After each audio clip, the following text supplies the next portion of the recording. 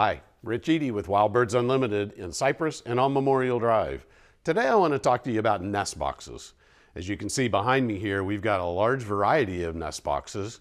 So for instance, this is a screech owl box. Houston is home to a lot of screech owls. Screech owls are great to have in your yard as they love to eat rodents and snakes.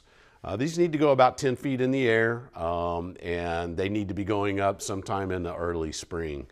Today I really want to focus on Eastern Bluebird boxes. Why do I want to focus on that today? Well, now is the time in the middle of December, early January to be thinking about getting your Eastern Bluebird box up. You might be asking also, Houston has Eastern Bluebirds? We definitely do. Eastern Bluebirds are making a strong comeback in the Houston area, and they really rely on us for nest boxes.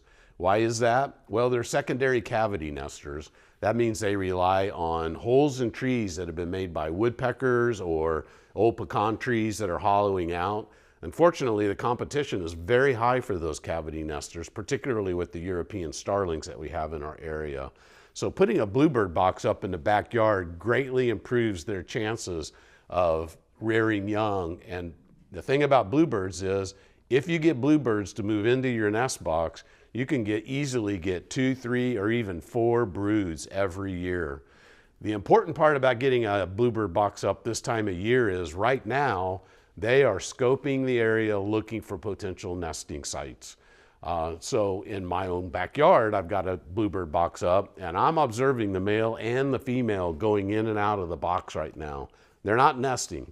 They're really just checking it out to see if it's someplace that they think they want to start this spring on.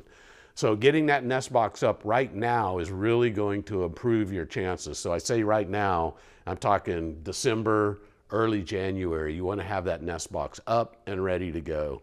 Keep your eye on it. If you notice sparrows start to get interested in it, continue to open the box and empty it out. Don't let the sparrows take control, because once the bluebirds find the box and they move in, they will take care of themselves after that. You see a variety of houses on the shelf here. This is one made out of wood, and these two are made out of poly lumber. These are our Eco-Tough. These wear really well. They don't fade, they don't crack, they don't split. And all of these houses are very functional in terms of ventilation, drainage holes, and the ability to easily clean the house out. So if we have one other unique one here on this shelf, here's a bluebird box where if you want to see what's going on in the house, you open up the side and you can see what's going on inside the house. But this also gives you the ability to clean it out as well.